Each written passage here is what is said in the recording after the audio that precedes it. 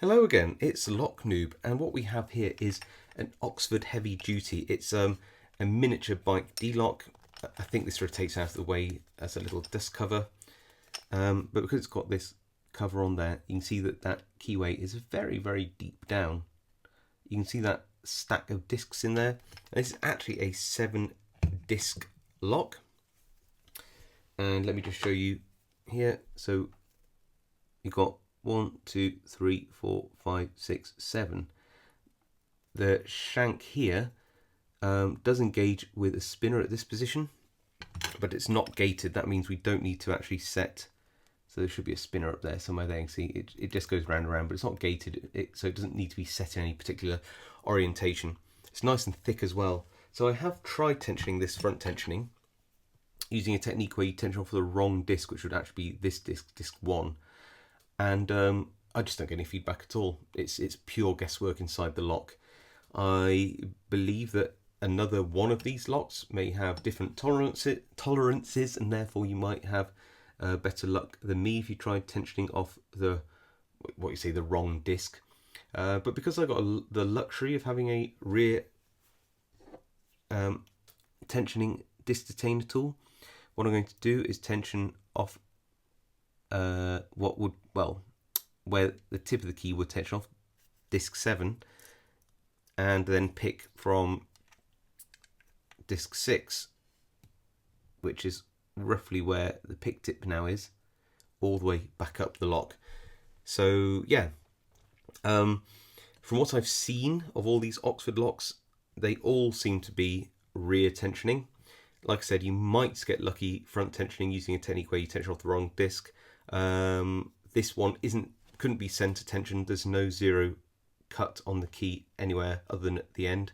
I suppose you could say that you could tension off disc 6 as well. You could center tension it then if you consider that center tensioning. But for the most part, I would say that these locks are better off picked rear tensioning. And if you can pick them using a front tension tool, then you probably got lucky, and or you managed to get a lock where the first disc is actually a zero cut, which does happen and certainly makes front tensioning about 100 times easier. Right, yeah, let's get on to picking. Okay, so in the vise, hopefully got a nice top-down view for you. It's going to put the key in all the way. Get it's opening and closing nicely. Pop it on. Lock it back up, and that's the key bitting for you in case you're interested. Just note that this is 76543 and 76543 and 1. That there is just the key shaft, and that bit there between my nails operates the non gated spinner at the front. So I've got my rear tensioning tip set up on silver bullet. I'm going to pop that in with the pick tip all the way to the bottom. There we go, lovely job.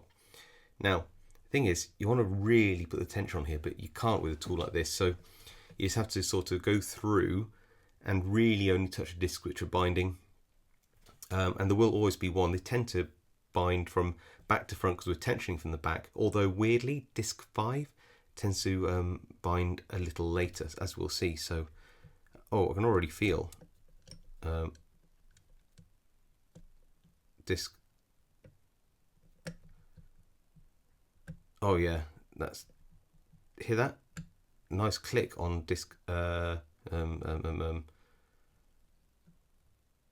6 there. I'm on disc 5, absolutely nothing at all. Ooh, 4's binding. Went sort of loose about here, so I'm going to leave it about there. If it's not quite right, we'll come back to it. Oh, disc 3 binding strongly, and went loose there. You might be able to see that it won't turn naturally more than that. So we definitely need a gate. I can force it like that, but it's there where it wants to stop, so we're going to stop it there. Disc 2 now. Same again about here. So it must be disc 1. Get onto it. Oh, gone too far, gone too far. These discs are so thin.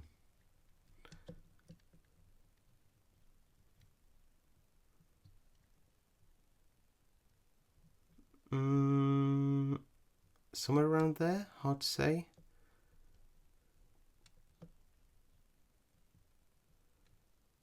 Okay, go all the way back to the back. Let's start with disc. Oh, dropped disc 6 out of its gate. You heard that nice click again. Ah, now disc 5 is binding. And it went loose about here. Can you hear that between the gate?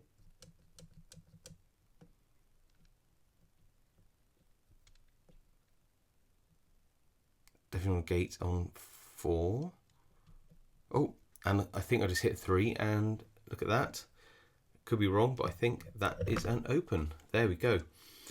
So some subtle feedback on that, but I think you just got to take your time, go through, only touch the discs where you really get feedback. Don't guess, it's not worth it, because then you lose your position. Just like if it feels like it's binding, try to set the disc. If it's not, just leave it where it is. Go back through. It will bind more strongly as you set more of the discs. Just a bit of patience. And yeah, remove the tool, and there we go, nicely opened.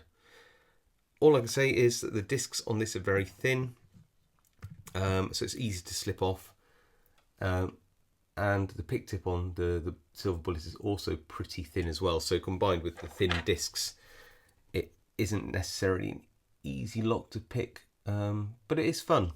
So yeah, thanks for watching. I'll see you all next time.